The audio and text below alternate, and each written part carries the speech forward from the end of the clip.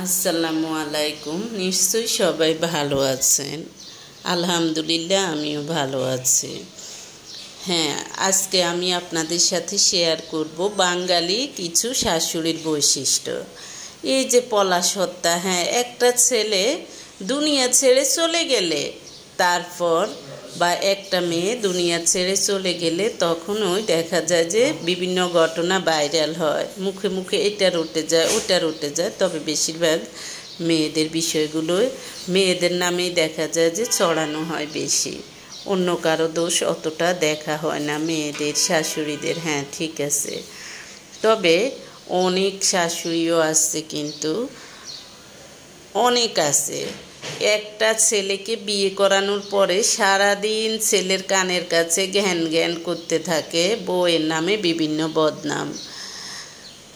যখন কাছে থাকে, মানে শাশুড়ি তার পাশে থাকে, তখন হলো ছেলে অফিস থেকে আসলেই শুরু করে বা বাহির থেকে আসলেই শুরু করে। আর যখন ছেলে দূরে থাকে বা প্রবাসে থাকে, তখনও বিভিন্ন রকম দেখা যায় যে কথা রটিয়ে ছেলের কানে দেয়, যাতে বউ ছেলের মধ্যে যুদ্ধ শুরু হয়ে যায়।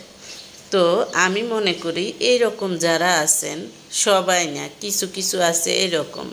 আবার কিছু কিছু আছে দেখা যায় যে টিপস দেয় কিভাবে বউয়ের থেকে দূরে থাকে, ঠিক আছে, কিন্তু ছেলেকে টিপস দেয় কিভাবে ছেলের বউকে নির্যাতন করবে, কিভাবে টর্চার করবে, কোন কথা বলে ছোট করবে। আবার অনেক বোনও আছে এমন, অনেক ভাইও আছে এমন।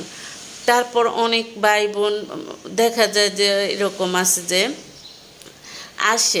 এসে তারা বিভিন্ন রকম তাদেরকে দেখা যায় যে ভালো আপ্যায়ন করে, তারপরেও তারা বদনাম ছড়ায়। কি করে, মানে ভাইয়ের বউয়ের সাথে ঝগড়া বাঁধানোর জন্য। বা অনেক মাও আছে এমন।